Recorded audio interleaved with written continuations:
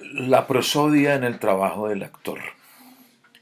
Pausas, entonación y acentuación. Dejando o poniendo a un lado cuestiones relacionadas como con la manera en que un actor o una actriz debe trabajar con un texto para, digámoslo, efectos de identificar su sentido, es muy importante brindar una serie de recomendaciones para que ustedes como actores y actrices sobre la manera en que se debe pronunciar un determinado enunciado en el marco de una representación, de una, digámoslo, interpretación de un texto. Hay algunas instrucciones que son muy significativas y que están fuertemente orientadas a buscar la manera de garantizar que los actores y las actrices logren reconstruir en la escena, en un escenario, una determinada acción verbal que incluya la expresión del subtexto mostrado, del subtexto que yace debajo del texto y que el espectador logre reconocer ese subtexto. En ese sentido, se puede afirmar de manera explícita que los aspectos prosódicos, que quiere decir el cómo se pronuncia un determinado enunciado en el marco de una representación, de un evento escénico, son determinantes del sentido con que será recibida una determinada expresión verbal. Para eso recurro a Stanislavski y él dice, el acento que no se coloca en su lugar deforma el significado, mutila la frase, cuando por el contrario debería servirle de ayuda. En consecuencia, en la propuesta, en esta propuesta se concentran tres elementos que ustedes como actores y actrices deben tener en cuenta a la hora de analizar y diagramar cómo van a decir sus textos. Y son las siguientes: las pausas, la entonación y la acentuación. Hablemos ahora primero de las pausas.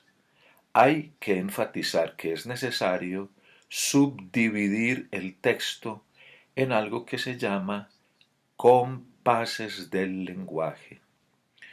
¿Para qué? Para determinar las diferentes unidades que forman parte de ese discurso que está en ese texto, digámoslo, del discurso del hablante que está representando o interpretando ese texto.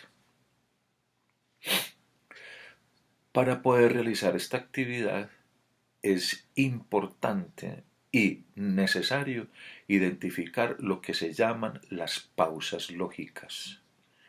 Estas pausas lógicas, por parte de ellas mismas, se utilizan y están especialmente definidas para señalar los límites existentes entre las diferentes partes de la oración. Y en ese sentido constituyen elementos que dependen del sistema lingüístico en el que se inscribe el texto, en este caso lengua castellana. Es decir, son convenciones. Por ejemplo, podemos decir que existe cierta tendencia en nuestra lengua castellana a generar en el registro oral una pausa mayor entre el sujeto y el predicado de una oración. Esta pausa no aparece marcada en el texto escrito. Depende del conocimiento que ustedes tengan de la lengua castellana, de la gramática, de la semántica, etc.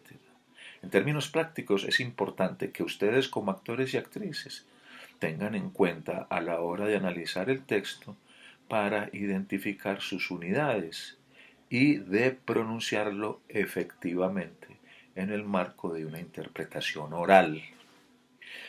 Entonces, aquí son los signos de puntuación los que dan las claves interpretativas para reconocer estas estructuras, estas unidades. Sin embargo, hay que mencionar algo muy importante, una diferencia que voy a mencionar. Es necesario distinguir las pausas lógicas que arriba se explicaron de otras que son de mayor importancia para el trabajo del actor o la actriz, que son las pausas psicológicas. Estas pausas se especializan en darle, en ofrecerle, en asignarle vida a una idea o a una frase o a un enunciado, a una expresión verbal, tratando de transmitir su subtexto, o sea, como la intención que hay debajo de un texto. A diferencia de las pausas lógicas que responden u obedecen a normas de códigos lingüísticos, la aparición de las pausas psicológicas depende del contexto en que se esté diciendo algo.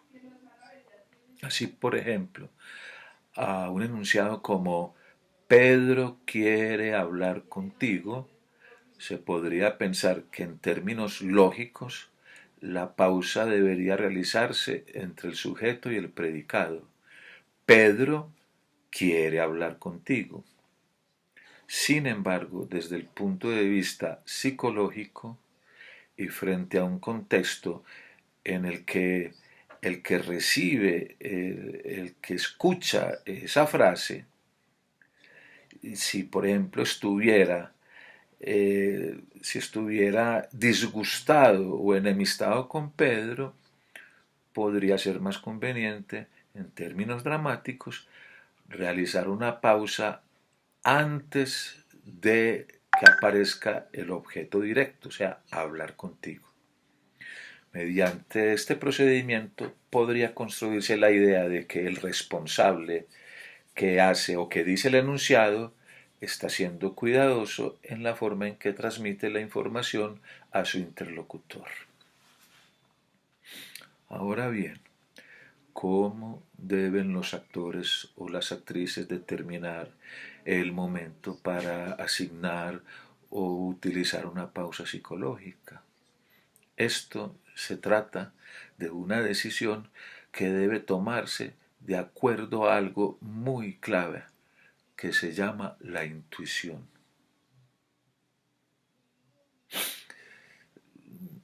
El aspecto metodológico, llamémoslo así, se debe mantener vigente. ¿Qué quiere decir esto?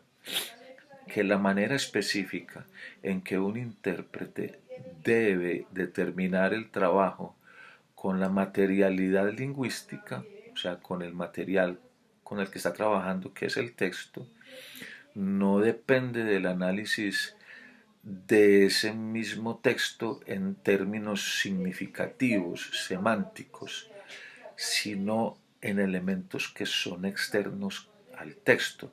O sea, como decir, el contexto en el cual ese enunciado se está diciendo. Ahora, en el caso de la entonación, por otro lado, esto constituye otro de los elementos fundamentales para tener en cuenta a la hora de pensar la pronunciación efectiva de un enunciado en la escena, de un texto.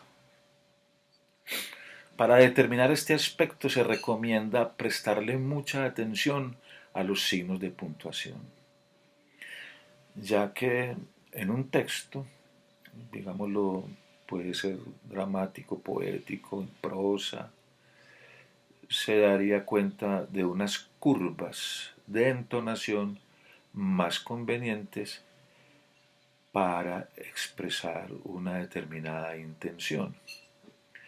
Siguiendo esta línea, se, como que se describe la entonación a, asociada como a cada tipo de puntuación. Por ejemplo, a propósito como de las estructuras exclamativas con signos de exclamación. Se señala que siempre se genera el interlocutor como un efecto de empatía o de simpatía o de antipatía. Si bien se considera positiva la consideración de una perspectiva enunciativa en su método que entienda el sentido de una expresión en condiciones de su expresión, se podría definir o se podría creer que las conclusiones podrían ser débiles porque se incurre en generalidades que no parten de un análisis de los efectos de sentido que generan determinadas decisiones lingüísticas. Pero en principio la propuesta parece que es importante generar que con, por ejemplo, las curvas de entonación exclamativas deben generar o empatía o simpatía o antipatía. O sea, en términos universales, lo que importa y lo que se quiere destacar aquí es que tenemos que privilegiar el sentido, la intención de lo que se dice, en el momento en que se dice, con quien se dice. Entonces, en vez de explicar a través de instrucciones semánticas asociadas, por ejemplo, a una frase exclamativa, interrogativa, negativa, hay que estipular de forma generativa o general cuál es el efecto que esa exclamación o esa frase debe generar en el interlocutor. ¿Cuál es el efecto? Y ahí no hay reglas lingüísticas ni reglas comunicativas. Todo depende del momento. Ahora, algo parecido ocurre con lo que se llama la acentuación, el acento, que es el tercer elemento para este análisis de este encuentro, en el cual se recomienda considerar al momento de considerar la manera en que un actor o una actriz debe pronunciar sus textos en escena. Para esta perspectiva, esta noción de acentuación, que en términos lingüísticos se puede hacer coincidir con el concepto de énfasis, no debe entenderse como una presión forzada o como empujar una palabra del texto de manera mecánica en determinada palabra. Tampoco es simplemente una exclamación o un volumen más alto. Al contrario, el acento, la acentuación es una herramienta que tiene el actor para destacar algún fragmento o alguna parte de sus frases, de sus enunciados, de sus frases. En este proceso poder construir algún sentido vinculado con aspectos subjetivos de quien está hablando o de quien está interpretando el texto. Entonces aquí se sugiere, por ejemplo, que si bien existe una tendencia en nuestra lengua castellana a no acentuar los adjetivos cuando aparecen, digámoslo, después del sustantivo y que modifican al sustantivo, existen casos en los que es necesario hacerlo.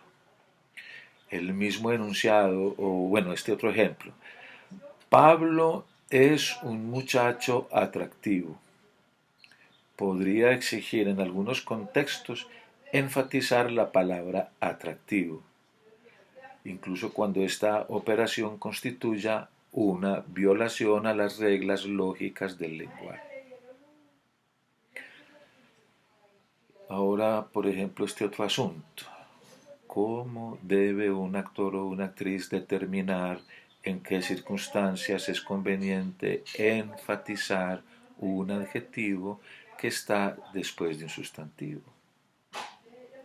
Al igual que en los casos anteriores, se puede recomendar o decir que no hay una respuesta precisa para esa cuestión, precisamente porque no hay una metodología sistematizada para examinar o analizar este tipo de material en los discursos.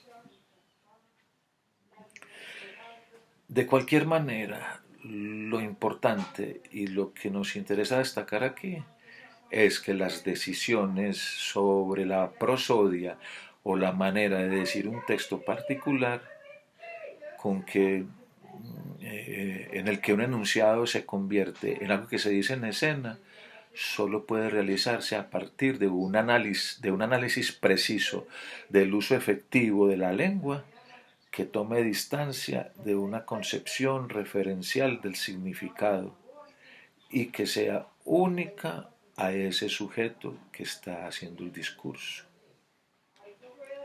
Todos respecto a los elementos prosódicos que intervienen en el arte del actor no solo sortean la manera específica en que el intérprete debe analizar el texto para efectos de elegir las pausas, la entonación y la acentuación más convenientes para su objetivo, sino que también hay que evitar señalar de forma precisa cómo la prosodia interviene en la construcción de sentido. O sea, es la prosodia la que se utiliza para poder construir el sentido. La prosodia como el manejo de las pausas, la entonación y la acentuación.